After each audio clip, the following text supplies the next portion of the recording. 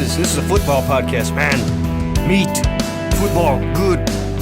Man, we talk football. We eat burgers.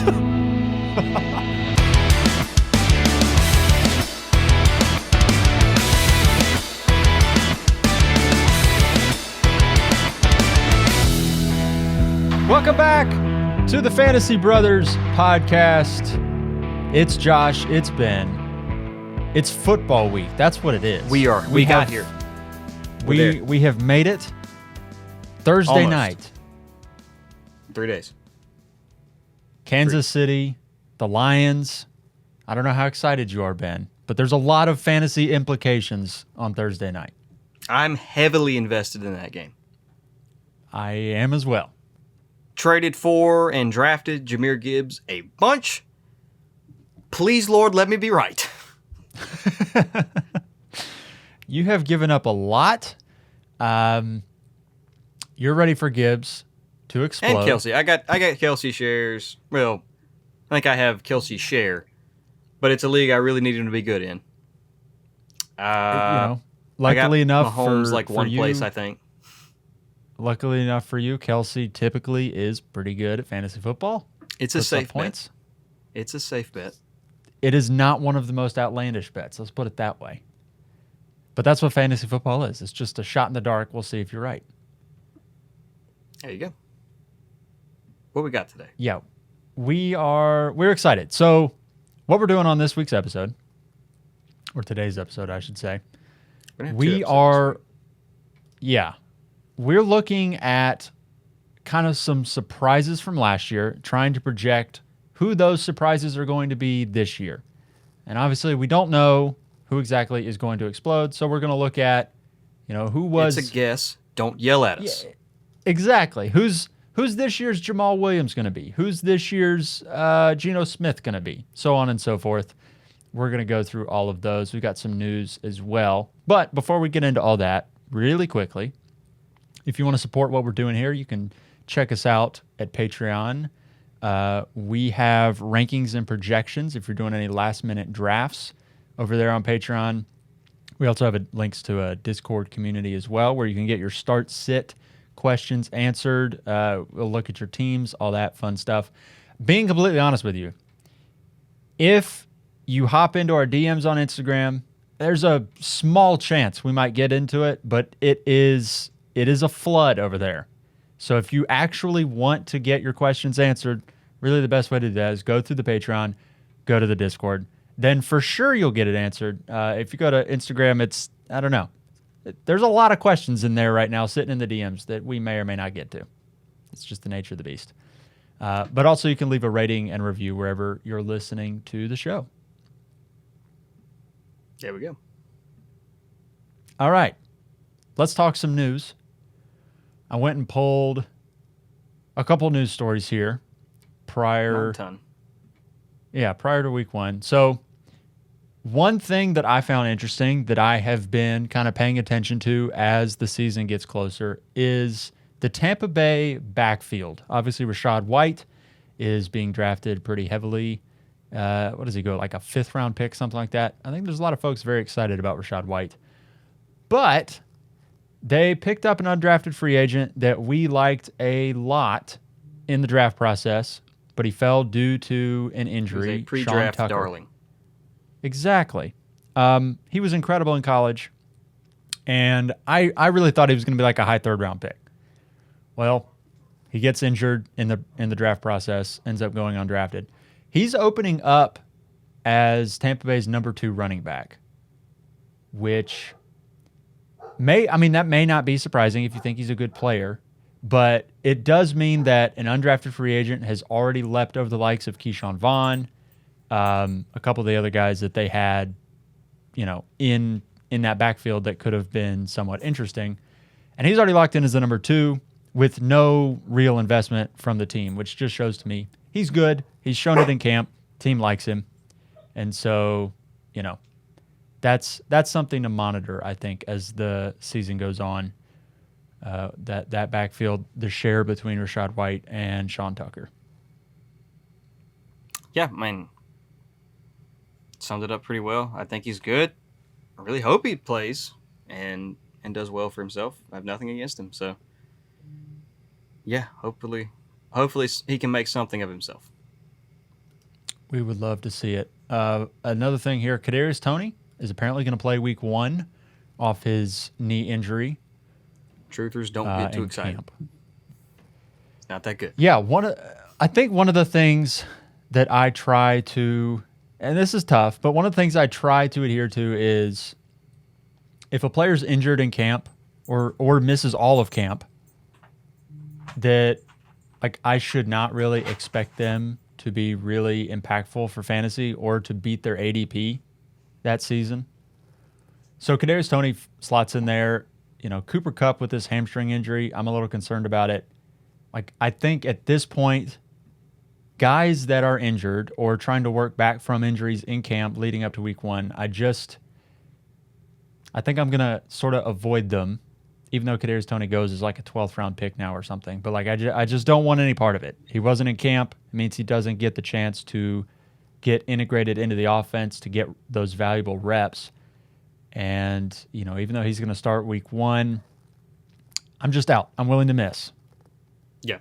Yeah, and I don't think it's going to be like a miss that even if he hits, like it's not going to be you missed out on 1,500 yards and 10 touchdowns. Like there's just too many guys like him in Kansas City that they have to give the ball to, of guys who could be good but haven't really shown it yet. And outside of Travis Kelce, I'm just not a believer until I actually see one of them take the step forward.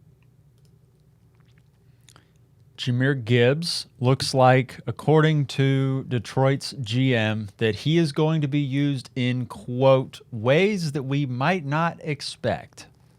In dazzling ways you've never seen. They love him. They love Jahmyr Gibbs. Partially the reason what? I love Jahmyr Gibbs is just how much the Lions love Jahmyr Gibbs. Like, if you've seen the draft videos of like how excited they were to draft him. Like, they were willing to take him at 6. That's how much they like him, is they were going to take him over Bijan at 6.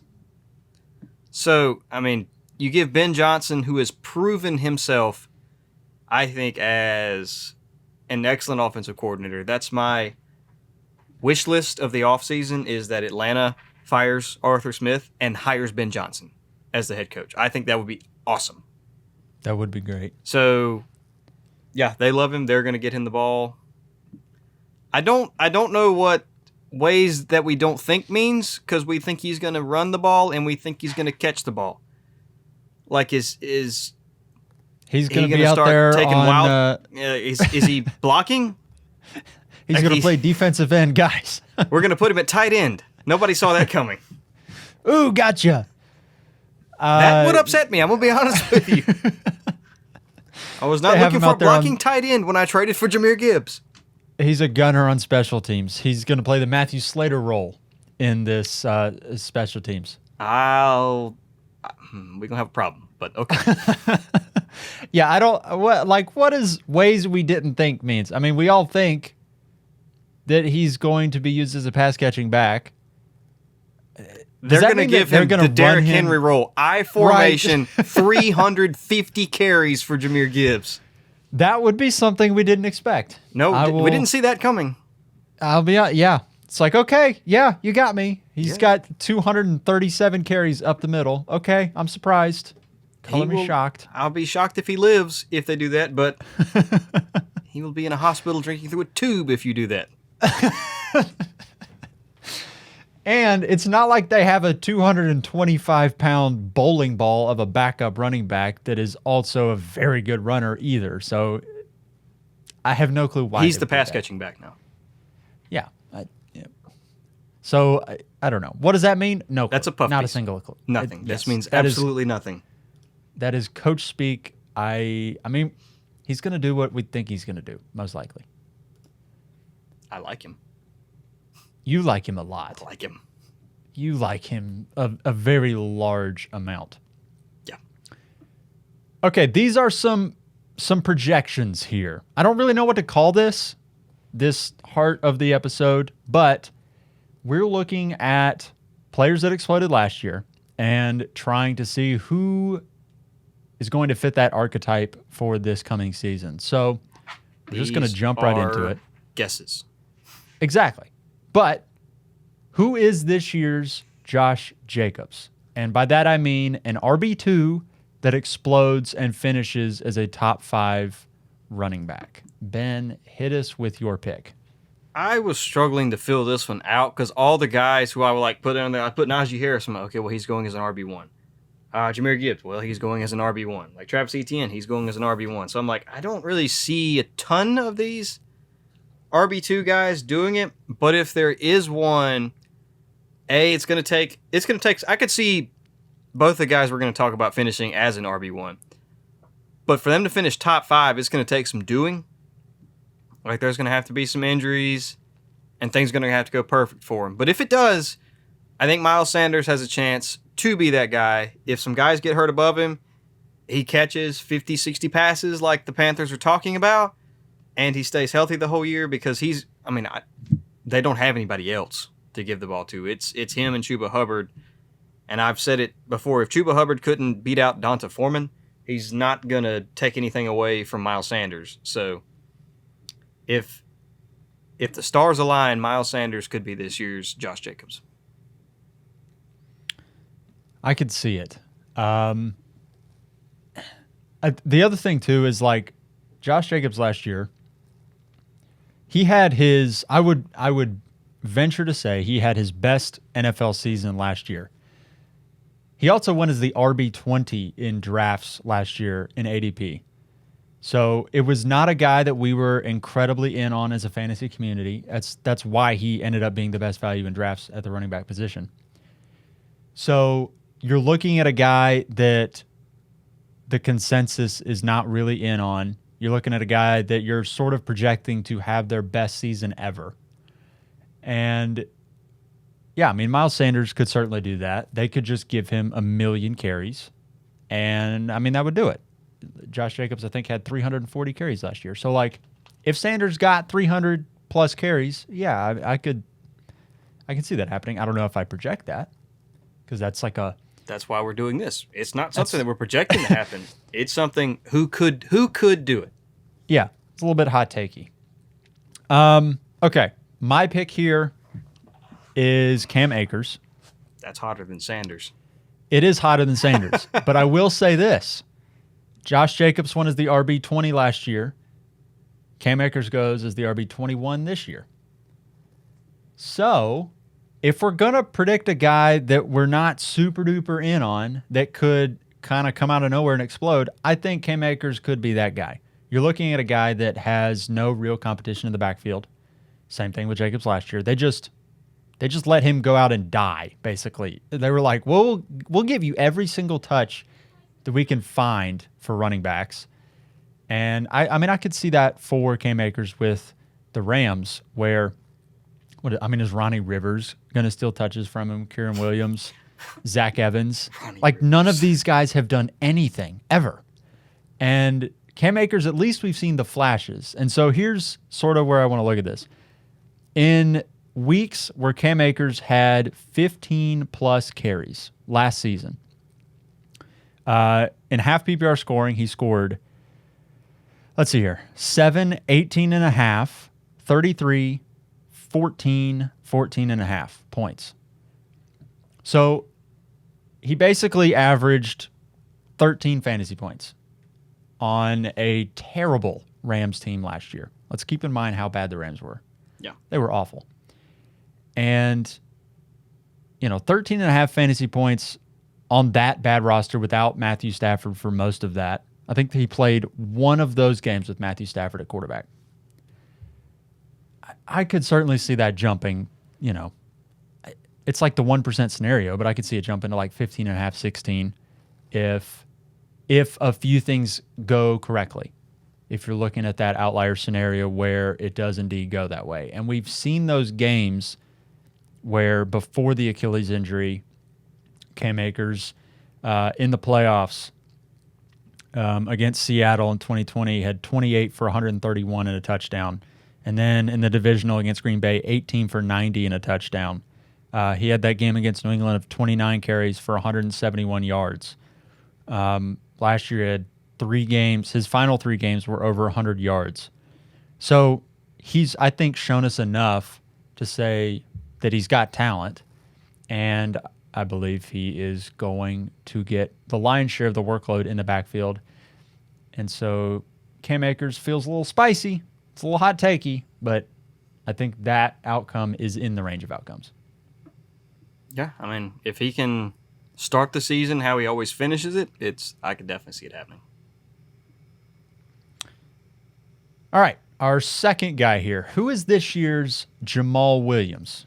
By that I mean a guy who's not a perennial top 24 finisher, maybe just outside that, but he scores an outlier number of touchdowns and finishes in the top 15. I could definitely. This one feels kind of like low-hanging fruit because he literally just takes the Jamal Williams role for himself in the Detroit offense. But David Montgomery, I think David Montgomery is a better running back than Jamal Williams by a pretty good amount. Second, I think, especially with Jameson Williams missing the first part of the season, I think the Detroit offense is going to lean heavily on the run game. The offensive line is one of the best in the league. The offense, we all expect it to, again, be one of the best in the league. So I think it's pretty easy. I could see, and he's going to get more carries than Jahmyr Gibbs, definitely. We all expect Jahmyr Gibbs to be better, but they placed such different roles on the offense. I can see Jahmyr Gibbs flourishing and still, he's going to have his own chunk of the running game, but be so good in the passing game that David Montgomery still can, be a top 15 running back and score a bunch of touchdowns just because of how good we expect the offense to be and the offensive line when they get in the red zone. Again, I don't know if that one's even necessarily kind of hot takey because David Montgomery's a good player, but I could just see that when you put a better player in the same role that somebody else scored 15 touchdowns in, I can't expect it not to be an option. Right. Yeah, I mean, it does feel kind of obvious because it's the same situation. That's the same thing Jamal Williams did last year. Exactly. They upgraded Jamal Williams and DeAndre Swift to David Montgomery, who's better than Williams, and Gibbs is better than Swift. Exactly. So, yeah, I mean, I could see that happening. And again, do I project that? No. But certainly is it possible. I mean, Jamal Williams had 13 touchdowns from the 1-yard line. Anything is possible when that happens because that's such an outlier sort of thing to happen. And, could it happen again? I don't know. Probably not. But could David Montgomery do it? Maybe. Yeah. My pick here is similar situation. Very random. But it's a similar situation. Yeah. It's A.J. Dillon, running back for the Packers. And when I was looking at this, I was trying to find somebody that we think is good, but has never really been a great fantasy player, but is also in a situation where, should outlier touchdowns happen, he could end up being really, really good. And A.J. Dillon always has some standalone value. He is oftentimes the goal line running back. I say that with an emphasis on running back because Aaron Jones gets in the red zone, but he's really more of a threat in the passing game in the red zone than he is as a rusher. But could A.J. Dillon in kind of an outlier scenario end up having 15 touchdowns for the Packers? Obviously, a few things would have to go right for that offense. Jordan Love would have to end up being pretty good. The pass catchers would have to level up. The offensive line is always really good for the Packers. And we know they're probably going to be a competitive team. They've got a really good defense. And honestly, outside of quarterback, they have a pretty decent offense overall. We just don't really know how good Jordan Love is.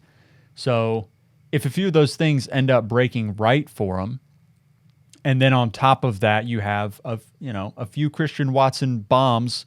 He falls down at the 1, and A.J. Dillon gets in there as the goal line guy. Sure, could A.J. Dillon in a fantasy land sort of scenario, end up with 15 touchdowns. I could see it.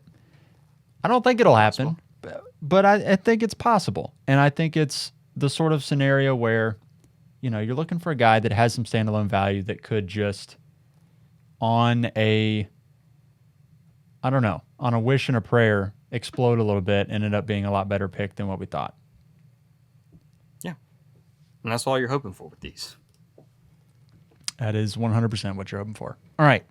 Next, we have, who is this year's Geno Smith?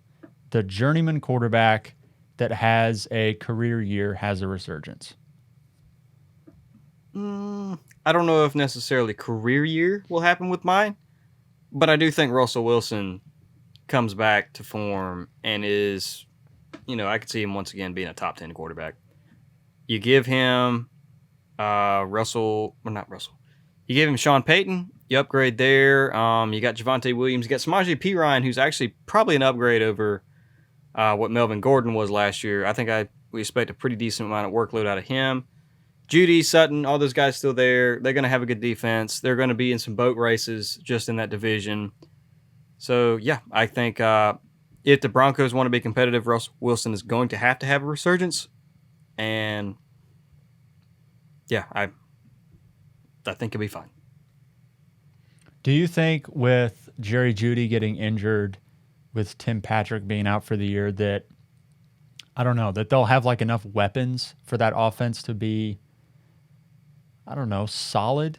I am conflicted on this Broncos offense right now because as of today, it's looking like Cortland Sutton, like Marvin Mims, are going to be the starting receivers week 1.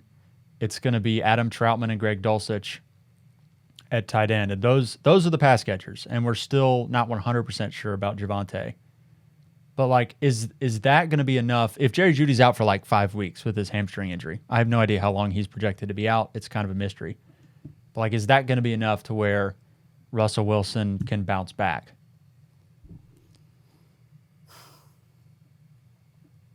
I think so. Even with that, it's Sean Payton. We know he's going to right the ship, at least offensively, more or less. I don't think Jeudy, I think that he's going to stay off the long-term IR, so I think he probably comes back sooner rather than later.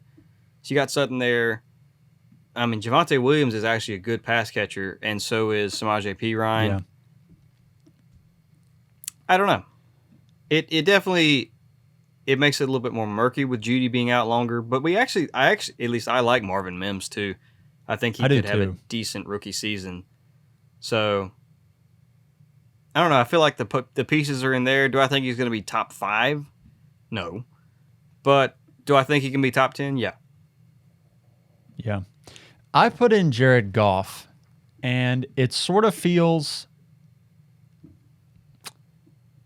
I don't know. I don't know if I believe in Jared Goff here, but you know what? I'm looking at guys... I believe in the Lions offense just as a whole. Yeah. I think that's sort of where this came from, because do I think Jared Goff is going to have an unbelievable year passing the ball? I'm not really sure, because those receivers are a little scary. Obviously, Amon-Ra St. Brown is fantastic. I think Sam Laporta is going to be a good tight end year 1, at least in terms of what we expect from rookie tight ends. Jamison Williams is going to help out a ton once he comes back after week 6, but obviously he's going to be out for 6 weeks with the suspension. So you're looking at a starting wide receiver core, and I'm not really joking, of Amon-Ra St. Brown, Jahmyr Gibbs, and some Jags. And a really good offensive line, a pretty decent rookie tight end, and probably a very strong running game. So likely a lot of play action stuff for that offense. But could Jared Goff throw a ton of touchdowns in that offense? I can see it, because I believe they're going to run the ball really, really well, and it will take pressure off of the passing game to carry the offense. I think they're going to have to, because I don't think the passing game will be able to carry the offense, at least in the first part of the year, until we really know what Jamison Williams is.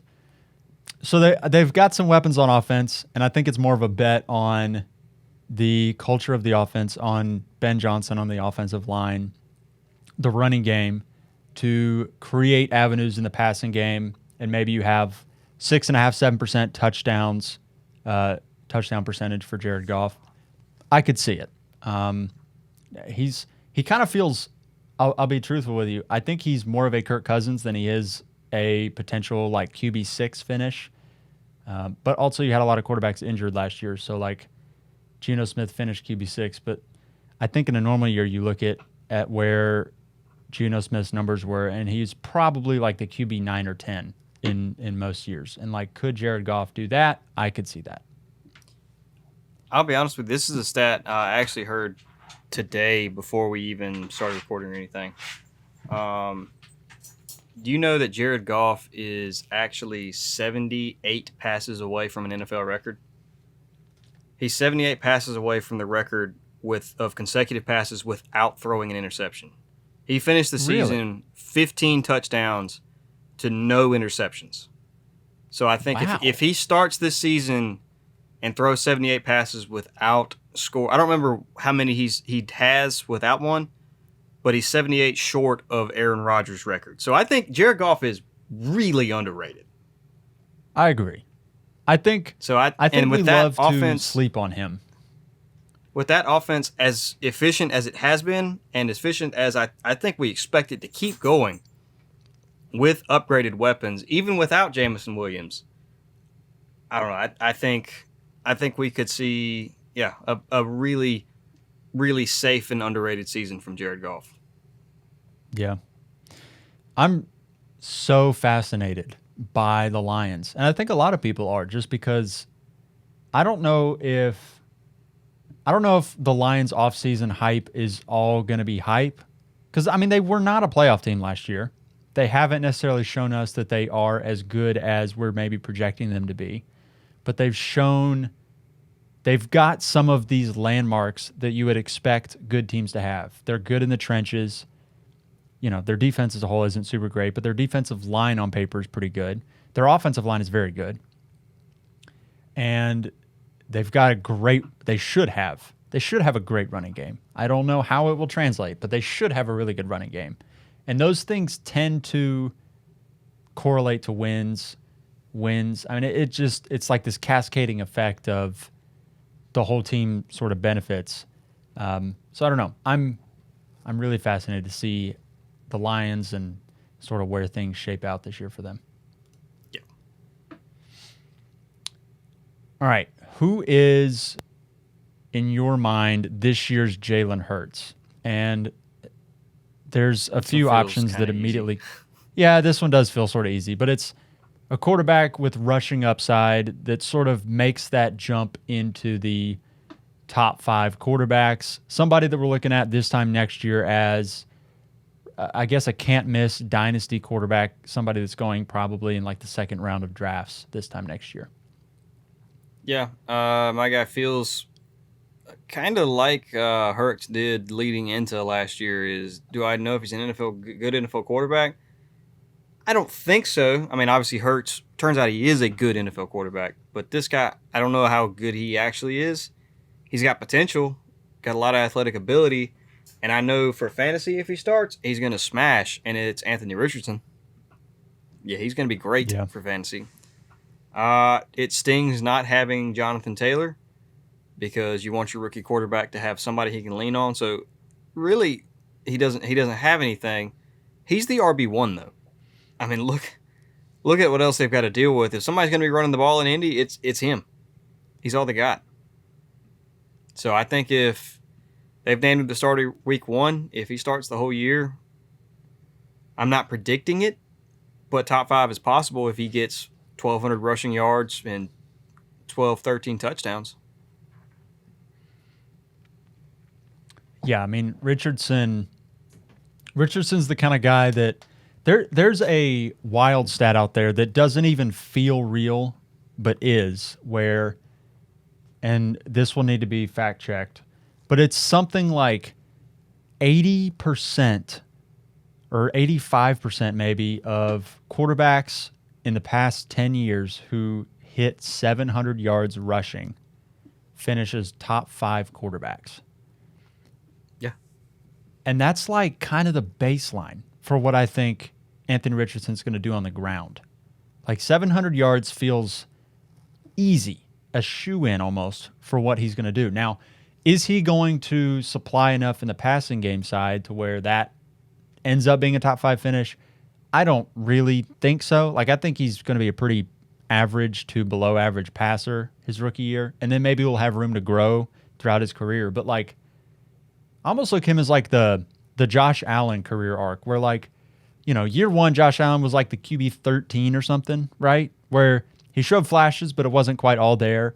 And then it was the year after that, he goes to like QB 9 or something. And then he jumps into like top 3, where he's like QB1, QB1, QB1. And I could see that with Anthony Richardson for sure. Yeah. The other one here, which this is about as low-hanging fruit as you're going to find, it's Justin Fields. Because he's already done it. Because he's already done it. I mean, Justin Fields last year had 1,100 yards rushing. He finished as, let's see here, he finishes the QB 7 with only 2,200 yards passing and 17 touchdowns. He had, like, he was abysmal as a passer, a terrible NFL quarterback in terms of the stats that we consider making you a good NFL quarterback, like QBR, completion percentage, all those things. He was not good. And yet he was the QB 7, and he averaged like 26 points a game for a good 10-week stretch last season. I think it was from middle of the season. It was like literally every other week he was getting 45 points. Yeah, so it looks like here it was from week 7 on. I think he averaged 25 fantasy points a game. And he was doing that while only having one 200-yard passing game in that entire stretch. It was all rushing, where he had 160 carries for 1,140 yards and 8 touchdowns rushing. He was electric on the ground, and it obviously translated to fantasy football. Now, is the other part of this is the passing game has to improve, and I think that... No, go ahead.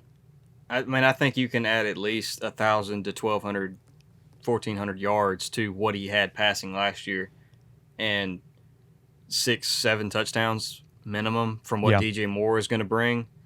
And there you go. Not only that, but also just factoring in just the growth he's going to have as a quarterback. Like, he's going to get better year to year. Like, if he's this bad right now, and he was this good, like, just his natural growth and progression in the NFL, yeah. And you bring in a DJ Moore. Yeah. The other part of this, too, and obviously he was bad last year passing, but like his receiving core was, for a big stretch of the season, Darnell Mooney got hurt. So for a large, Darnell Mooney was like playing injured. I think he ended up playing most of the year, but was sort of a non-factor.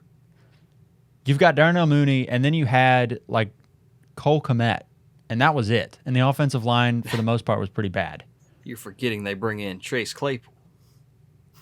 Well, they did, but... it was a joke because Chase Claypool's not good. They had Equanimous St. Brown, who had a ton of targets in the offense last year. That's not good. That's not ideal for a young quarterback to have a bad offensive line and no pass catchers. They bring in DJ Moore. DJ Moore, at the very least, is a very good receiver. He's on the level of like a Terry McLaurin, or maybe he's not in that upper echelon because he hasn't really had the offense to show him off in a way that would allow him to go for like 1,400, 1,500 yards. I would go as far, though, as to say if he's the wide receiver 1 on your team, you're doing okay. Like, that is a good wide receiver 1. Yeah, I would agree. I think he is at the very least, he's a very good receiver. I don't know if he's like, one of those top 5 elite guys, but he's very, very good. And the offensive line is better. They've spent money bringing in other players. They brought in, they get Mooney back. They have Claypool, which I don't know. At this point, what can you say about Claypool? But at the very least, at the very least, they have a better offensive line. Their run game should be fine. Justin Fields sort of makes it to where your running game's fine. I was going to mention something like David Montgomery obviously not being there. Their running backs are probably worse. Now, obviously, you take away your best one, so I don't know if that's necessarily good or bad, but maybe Justin Fields either A, has to carry it more, or be like they make up for it in the passing game, which would honestly, in my mind, make it so Justin Fields is better. I think they're going to have to throw the ball more. It's even more Justin Fields focused. Yeah. But even if they do, I mean, Deonta Foreman last year had 1,000 yards for the Panthers. Khalil Herbert has averaged 5 yards a carry for his career and has shown flashes in spurts. So, and Roshan Johnson was intriguing at the very least as a draft prospect. I still don't really know how good he's going to be, but I mean, I think it's not there's enough there that I can say their running backs should be fine, and the offensive line was improved enough in free agency to where I feel like they should be fine. And if you have a quarterback that is such a threat on the ground as Justin Fields is, other teams are going to factor that in, and it just sort of creates openings in the run game for other players. It creates openings in the passing game when other teams are so keyed on your quarterback's ability to make it happen when the play breaks down. But even more than that, like Justin Fields led the NFL in designed QB runs. So at a certain point last year, they were like, what's this guy elite at right now with the pieces that we have on our roster? He's an elite runner. So we're going to scheme him running plays, Let him run. and he's going to make good things happen, which is what he did. So are they going to do more of that? I'm sure that's going to come down. But even if they design like 4 runs a game, I mean, he's going to end up with 7-8 carries. 7-8 carries for a guy that talented. That's fantasy points just waiting to happen. He's going to get it done. He should for sure. Okay, last one here.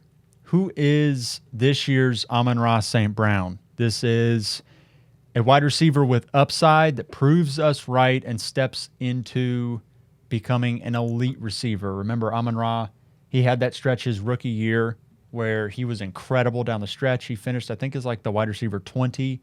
There were question marks, though, coming into last year. We infamously did not necessarily believe in him, but then he proved everybody wrong, was the wide receiver 7. He was great. Who are the guys that are going to do that this year? It's kind of an easy one, kind of low-hanging fruit, but a guy who showed flashes last year, who's going to be cement himself as a top 10, top 7 guy. I mean, Garrett Wilson is how do you not pick him? I mean, really, he gets a quarterback upgrade. Obviously, is one thing, but the skill set and usage without Aaron Rodgers was phenomenal. He had 1,100 yards and only 4 touchdowns, which is what we expect to go up. I mean, this one, it's kind of a weird archetype to pick because like a wide receiver with upside, I don't know, that proves us right. It's weird. I know it's easy, but Garrett Wilson, he's going to be great. Yeah, this one is pretty easy, and that's probably why it's at the end. Because both of us, like, we looked at the doc and we were like, okay, who are 2 guys that fit this bill? Oh, it's Chris Olave and it's Garrett Wilson.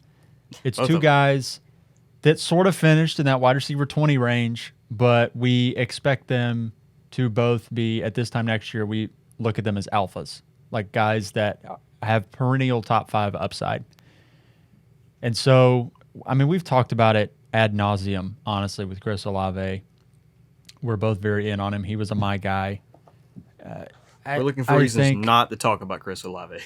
Exactly. The short and simple of it is Derek Carr heavily targets his wide receiver 1. We believe Chris Olave is his wide receiver 1. If you give Chris Olave 145 plus targets with his efficiency on a per target basis, it would follow that he's going to have like 1,300 yards. That's just the numbers bear it out. Chris Olave is going to be an elite wide receiver 1 this time next year. Unless something happens completely out of the blue, unforeseen, he's going to be awesome. It's the same thing with Garrett Wilson. I mean, he's going to probably get 145, 50, 160 targets from Aaron Rodgers. Those are going to be valuable targets. I don't think this is really mentioned, and it's just a very nice little neat stat. Aaron Rodgers' targets over the past 5 years are the most valuable targets for fantasy football. I mean, he's an all-time great quarterback, so it makes sense. Yeah, but it's not just that. I mean, obviously he's good, but it's like it's 0.8 fantasy points per target from him. And some of that is, I mean, he throws for a lot of touchdowns historically. He had 2 MVPs a couple years ago. They're very, very nice targets to get from your quarterback. It's always nice when you take a guy who had 147 targets, who had over 1,000 yards, and then you pair him with a guy who historically is the best quarterback for fantasy receivers. It's just nice. It's very nice. Just feels really good. So that is it for our, I don't know what these are. What is this? Flashback players? The time machine guys? I don't know. Maybe time machine copycats. These are the copycats. There we go. The 2023 copycats. Just name the we're episode excited. 3 seconds. Exactly. That's 100%. Anything else you want to add to any of these guys? They better not let us down. That's all I'm going to say. You will receive a strongly worded letter in the mail. At least at the beginning of this, we said the caveat was these are hot takes. These are except for the last / couple guesses. The last couple were not hot takes. This was like, I don't know who fits this bill. I don't know, these 2 top 5 guys. We did not want to do the work on the last couple. Who we is like, this year's is Justin perfect. Jefferson? Justin Jefferson. There we go. Yeah. Who's the RB1? Well, currently it says it's Christian McCaffrey. So it's Christian McCaffrey. I don't know. What can you do? We're just excited football is back. That's where we're at. Yeah, we're looking for something to talk about because same as you guys, we're struggling to get through these next few days. We need something to get us through. We are So this is counting how we're down gonna the do it. seconds and the hours. If you enjoyed the episode, leave us a rating or review wherever you are listening. You can check us out on Instagram at @FantasyBrothers_. We've got rankings and projections over on Patreon. Go check those out if you've got any last-minute drafts. That'll do it from us. We'll see you Thursday when there's football happening for the first time in 2023. Can't wait.